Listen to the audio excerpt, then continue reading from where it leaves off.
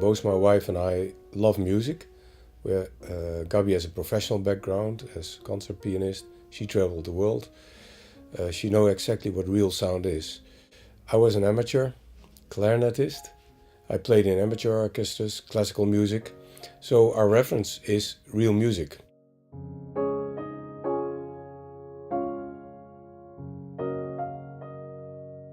Many systems, if you close your eyes, it's like you are in a real concert hall. You can mimic that. The only problem is this. When I do that at home, we have a fantastic hi-fi system and fantastic acoustics. But we also have, as I said, this grand piano. If I touch any note of the Steinway, then we are waking up again. There's, oh no, that's true. This is real sound. To get this 3D layer of sound reproduced on loudspeakers is very difficult. But it's a good goal to achieve. We are coming closer and closer because audio is getting better and better. So it's very rewarding.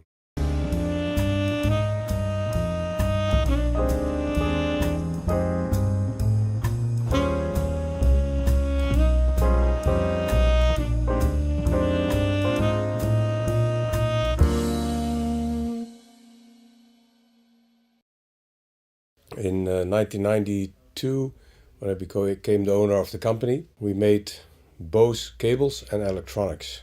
And to be very open about this, I actually wanted to quit the cables because I did not believe in cables. I was trained as an electronic engineer, at least I studied electronics. So I was very mathematical in my thinking, and I didn't think that cables could have any difference or make any difference in the sound until I tried. The ears convinced me, and I had to find the right measurements. In the beginning, it was not that easy because everybody was telling it doesn't work. You're not able to measure hi-fi. Now we know it's not true. You can measure a lot of things, but you have to invest in the best equipment you can get. And that's what I started doing, and we still do today.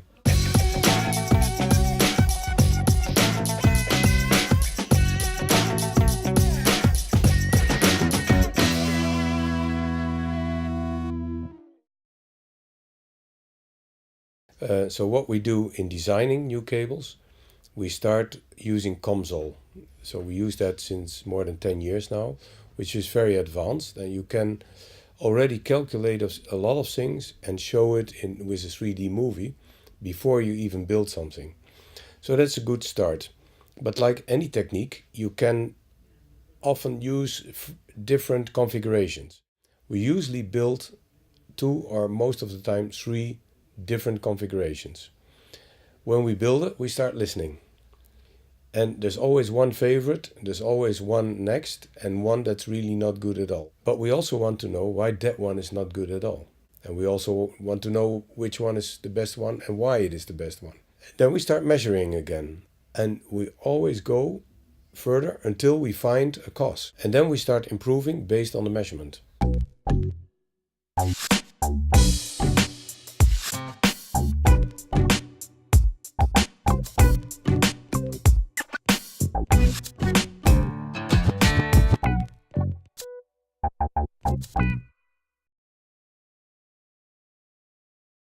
So when I started with the research project in the beginning in 1992, I didn't want to build power cables. I didn't believe in it. Until a friendly dealer came, he said, Edwin, you have to listen to this. It really makes a difference. And I tried, I said, yeah, you're right. Then I started measuring. And with voltage level, it didn't make any difference. So it was something different, and we did find it. We published articles on it, and that is worldwide accepted very well. Because when you read it, then you say, aha, it's that simple, but nobody thought about it before. And a magnetic field is just as strong as the electrical field. So if the power goes up and down because of your power amplifier, so will the magnetic field. So it modulates, it varies with the electricity that's needed. The magnetic field around the power cable is quite strong up till about 1 meter. After 1 meter, it's almost nothing. So what happens? If you have hi-fi equipment, you always have on the back of your unit a power cord, interconnects, Maybe if it's a power amp, you have loudspeaker cables going out and interconnect cables going in. If it's a preamplifier, you also have the power cord and interconnects going in and out. These cables pick up the energy from the power cord and it comes back into your system. Because there's also delay in all the amplifiers, also in loudspeakers, it's like a little bit of signal that comes after the music already stopped. So that's what they call smearing of sound. And this is generated by the power cord. You don't need 10 meters of high-end power cord, because after 1 or 2 meters away from your other cables, it has no effect anymore. And we did a lot of studies how to get rid of the magnetic field. We even had a special machine designed in Germany to make this. It's a wire twister with a gearbox which can go in 2 directions. It didn't exist in the world. Cost of it more than 330,000 euros. Very expensive, but it allowed us to make something that was not possible before. And now we have cables with almost zero magnetic field and everything cleans up, because suddenly everything becomes beautiful because the interference is gone. So now you understand why only the last 1 or 2 meters are important.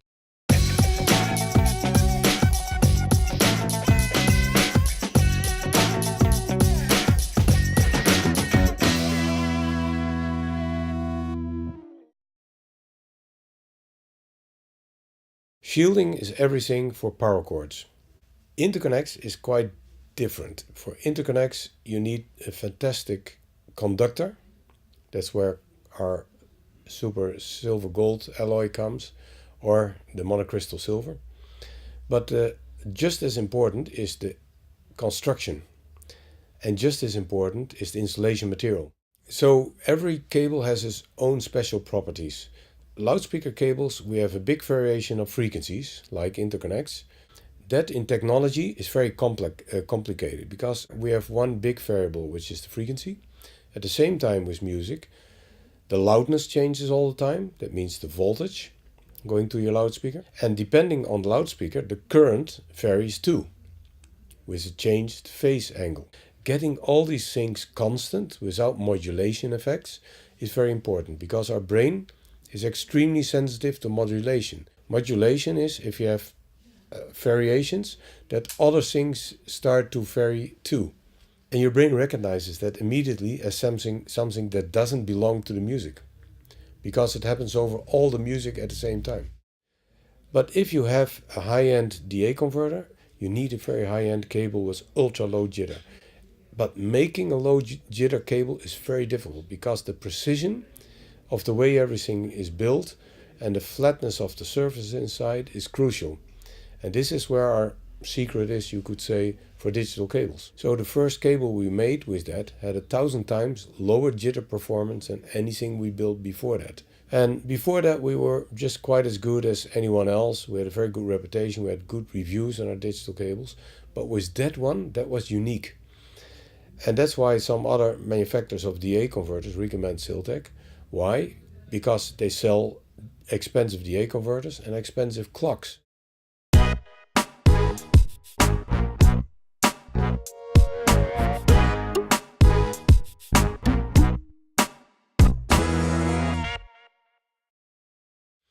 So the conductor is, let's say, the most important to begin with. In conductors, we did a lot of analysis. So we have our own metallurgy. We have 2 vacuum ovens, so we can do a lot of experiments ourselves. And we found that if we lower the crystal count, that means use longer crystals, the sound did improve. We also had to get rid of the micro cracks. That's where the G6, G7 technology comes from.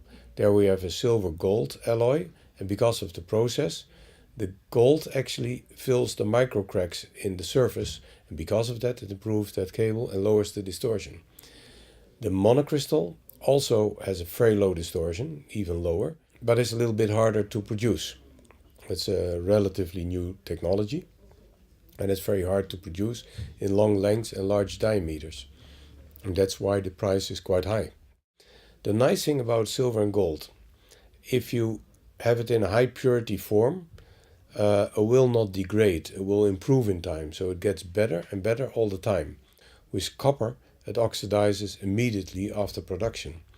Even you can do a lot of things to slow that down, and we try to with our copper series, like the Explorer. That's monocrystal copper, and the monocrystal has a better behavior than standard copper. But in time, it will not be the same like in silver. So silver has big benefits over a longer time. We have 30-year-old cables, and still the silver looks untouched. It's still shiny. Our purities start at 6.9. That means 99.9999 and then a 7% purity. And then it never oxidizes.